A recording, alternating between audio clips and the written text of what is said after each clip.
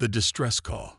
Commander Elena Reyes stood at the viewport of Outpost Helios, watching evacuation ships launch with mechanical precision. Each vessel carried a fraction of the station's population to safety, but the math was inescapable. With only 4 transports remaining, over 30,000 souls would be left behind when the Void Swarm arrived. Helios had once been the jewel of the Orion Arm, a multicultural hub where 17 species lived and worked together. The orbiting station circled a gas giant in the Procyon system, harvesting valuable elements from its stormy atmosphere. For 12 years, it had been a symbol of cooperation between the Galactic Concord races. Now it would become their tomb. Status report, Reyes demanded, not taking her eyes off the viewport. Lieutenant Call, a tall Varian with iridescent scales, consulted his tablet. Evacuation Group 7 has launched. Estimated Void Swarm arrival in 53 hours. Still no response from Concord Command. Reyes clenched her jaw. The Galactic Concord, the unified government of the galaxy's most advanced species, had been debating intervention for weeks. While politicians argued protocol, the Void Swarm had consumed 3 colonies. Helios would be the 4th. Keep broadcasting, she ordered. Wide spectrum, all channels. Someone might still hear us. Cal's inner eyelids flickered, the Varian equivalent of a sympathetic nod. Both knew the transmission was pointless. Helios sat at the edge of charted space, 60 light-years from Earth, and even further from the Concord core worlds. Their distress signal wouldn't reach anyone in time. Commander, called Communications Officer Park from her station. The Concord Council has responded. Reyes spun around. Put it through. The main screen flickered to life, showing the elegant features of High Counselor Thela. The Aleri diplomat's tendrils quivered slightly, the only sign of emotion on her otherwise composed face. Commander Reyes, Thela began, her voice melodic despite the grave circumstances. The Council has completed its analysis of the Void Swarm situation. We regret to inform you that a full-scale military intervention has been deemed impractical. Impractical. Reyes fought to keep her voice steady. Counselor, we have 30,000 civilians with nowhere to go. The Council understands your situation. Thela continued, her tendrils now perfectly still. We are dispatching 2 additional transport vessels to assist with evacuation. They should arrive within 3 standard days. Reyes exchanged glances with Call. 3 days. The Void Swarm would be upon them in just over 2. Counselor, Reyes said, forcing diplomacy into her tone, we appreciate the transports, but we need military support. The Void Swarm will reach us before your ships arrive. I understand your concern, Commander. Thela replied with practiced sympathy. However, committing military assets against an unpredictable biological entity of this magnitude presents unacceptable risks. The Council has classified this as a natural migration event. Regrettable, but not actionable under Concord Defense Protocol. Reyes felt her patience snap. Not actionable. They've consumed 3 colonies. The Concord grieves for those losses, Thela said, her voice hardening slightly.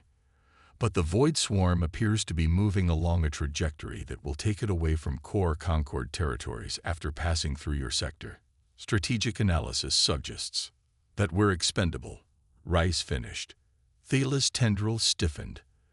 That is not what I said, Commander. It's what you meant. Helios doesn't matter because we're too far from the core worlds. I'm sorry, Commander. The decision has been made. The connection terminated. Silence fell over the command center. Reyes felt the weight of 30,000 lives pressing down on her shoulders. Options, she asked, turning to her senior staff. Chief Engineer Dorna, a stocky Turan with calloused hands, spoke first. We could try to modify the station's drive system for emergency propulsion. Might buy us a few days. The structural integrity would never hold, objected Science Officer Tilar, her antennae twitching. We'd tear the station apart. What about a direct appeal to Earth? Suggested Lieutenant Park. Humans might not have the Concord's resources, but they're closer. Rai shook her head. Earth barely has enough ships to protect its own colonies, and under the Treaty of Proxima, they're forbidden from maintaining a significant military presence this far from Sol. They couldn't help us even if they wanted to. So we're abandoned, Kal said, his scales darkening with emotion.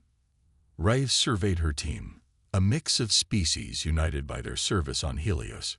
Humans worked alongside Varians, Alari, and a dozen other races. She had always been proud of what they represented. Cooperation across biological and cultural divides. No, she decided. We keep broadcasting. Widen the signal pattern. Use every frequency, including the old emergency bands. Someone will hear us. For the next 30 hours, Outpost Helios continued its evacuation. 4 more transports departed, each filled beyond capacity. The Concord races organized themselves by social hierarchy, ensuring their elites escaped first. The human contingent insisted on children and medical cases taking priority, regardless of species. With just 1 transport remaining and the Void Swarm less than 20 hours away, Reyes recorded what she believed would be her final message. This is Commander Elena Reyes of Outpost Helios. To anyone receiving this transmission, the Void Swarm will reach our position in approximately 19 hours. The Galactic Concord has abandoned us. We have 1 transport remaining with capacity for 2,000. 28,000 people will be left behind. If you can render any assistance, please respond. This is our final broadcast. She sent the message on all frequencies, including outdated human military channels that hadn't been used in decades. Then she returned to coordinating the final evacuation. Commander, Park's voice cut through the command center's subdued atmosphere 6 hours later. I'm detecting multiple FTL signatures at the edge of our sensor range. Reyes rushed to the main display. The Concord transports. No, Mom. Park's voice trembled.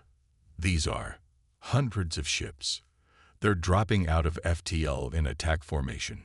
The display showed a wave of vessels materializing at the edge of the Procyon system, not the elegant, streamlined ships of the Concord, but angular, utilitarian craft bristling with weapon systems.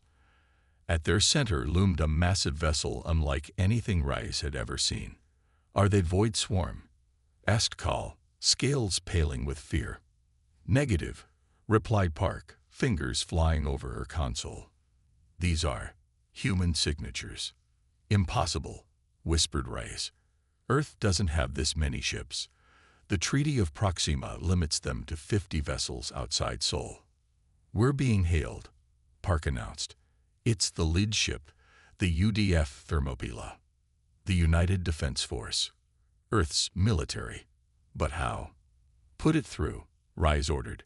The screen flickered to life, showing a stern-faced woman with silver-streaked hair and the insignia of an admiral on her uniform.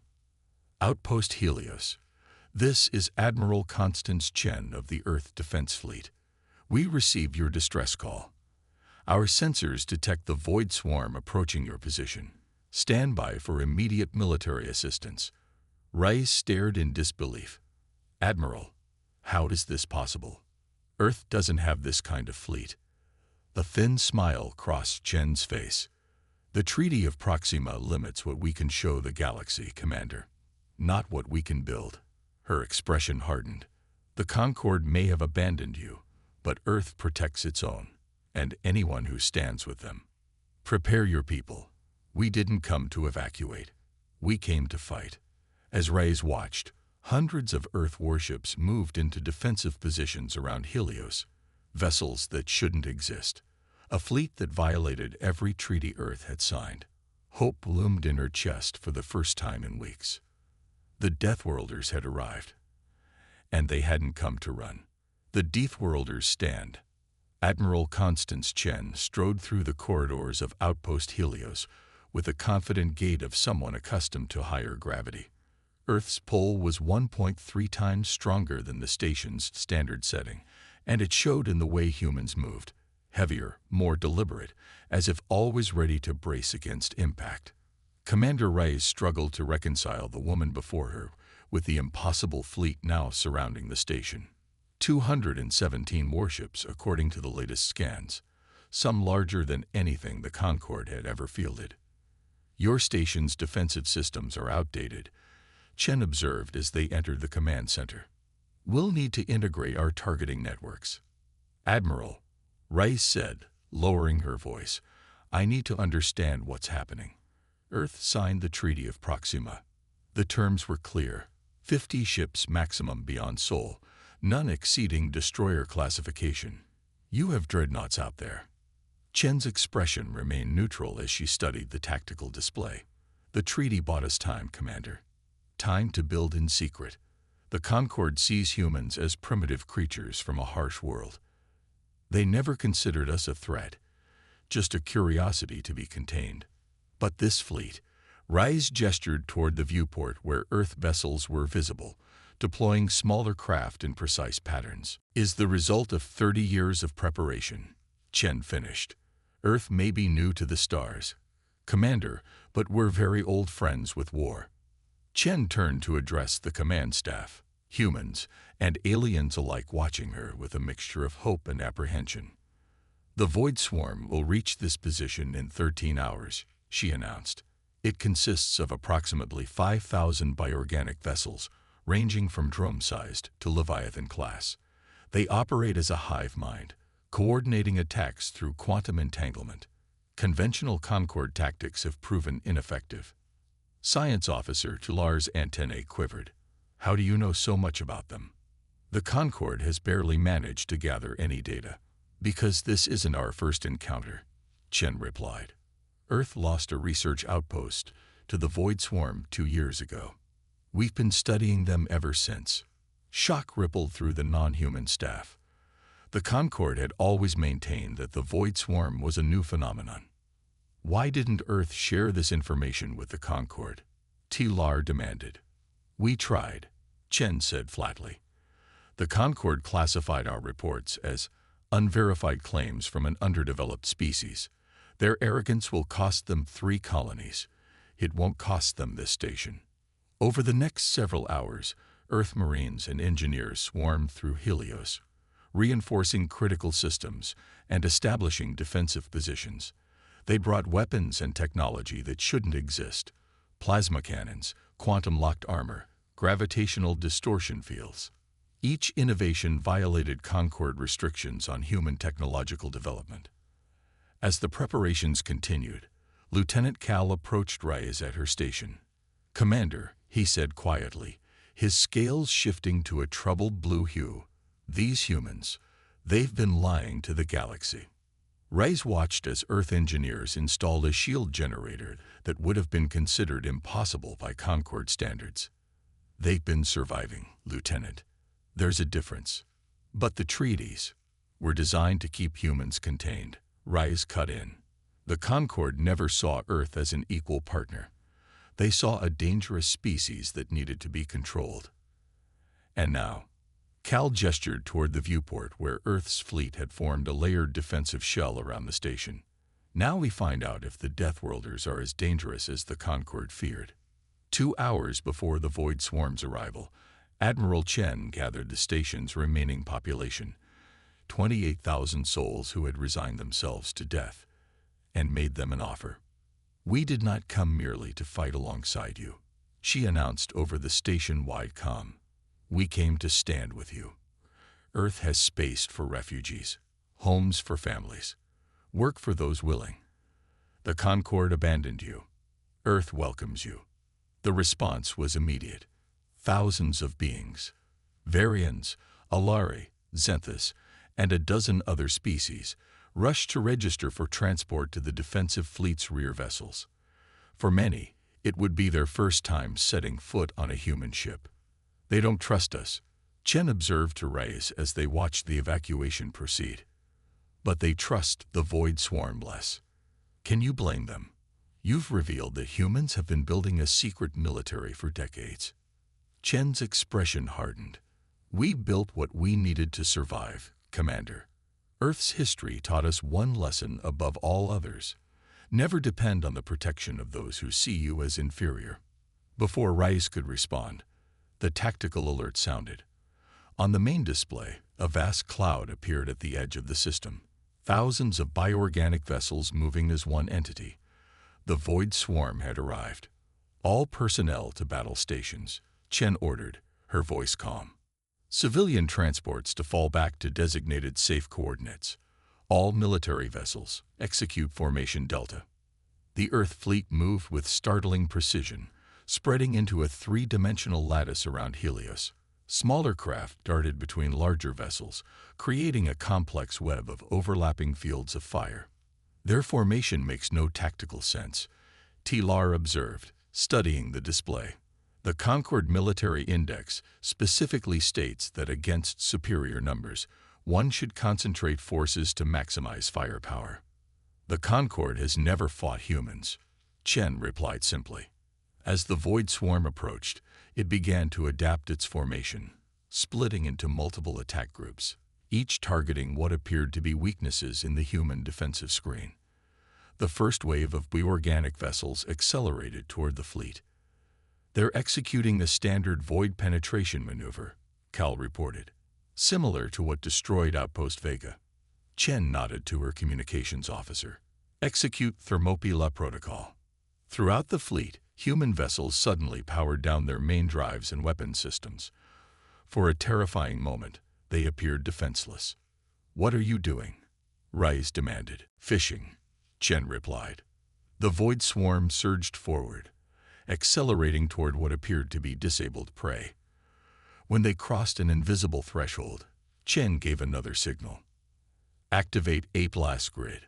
Hundreds of tiny devices previously seated throughout the defensive formation activated simultaneously, generating a massive gravitational distortion field. The Void Swarm vessels suddenly found themselves pulled in multiple directions at once, their coordinated formation shattered. Now, Chen ordered. All ships, full power. Targeting packages uploaded. The Earth fleet roared to life, weapon systems powering up in perfect synchronization. They fired not at the largest threats or the closest enemies, but at specific targets throughout the swarm, seemingly random vessels that showed no particular tactical significance. What are they targeting? Tilar asked, bewildered. Rice watched the tactical display as the swarm's movements became increasingly erratic. The nervous system, she realized. They're targeting the command nodes. Chen nodded approvingly. Your station's distress call included biological scans of the swarm. Our AI identified a pattern. Certain vessels contain specialized communication structures. They're the swarm's coordination centers. As Earth's fleet continued its surgical strikes, the Void Swarm's attack faltered. Without central coordination, individual vessels began acting independently, their advantage of numbers diminished by confusion. For the next 8 hours, the battle raged across the Procyon system. Earth vessels took damage, some catastrophically, but they maintained their disciplined fire, targeting command nodes and forcing the swarm to fragment into increasingly disorganized groups. By the 18th hour, it was over. The remaining swarm vessels, cut off from their collective intelligence, retreated into deep space. 7 Earth ships had been destroyed, 29 severely damaged, but Helios stood unharmed, its 28,000 inhabitants alive. In the aftermath, as rescue operations began and damage reports flooded in, Rice found Admiral Chen on the observation deck, staring out at the debris field that now orbited Procyon. Why? Rice asked simply. Chen didn't turn from the viewport. Why what, Commander? Why risk so much for a station the Concord deemed expendable? Most of the people here aren't even human. Chen was silent for a long moment. Do you know what the Concord really fears about humans, Commander? It's not our technology or our military. They fear our history. Your history. Humans evolved on a planet that tried to kill us at every turn.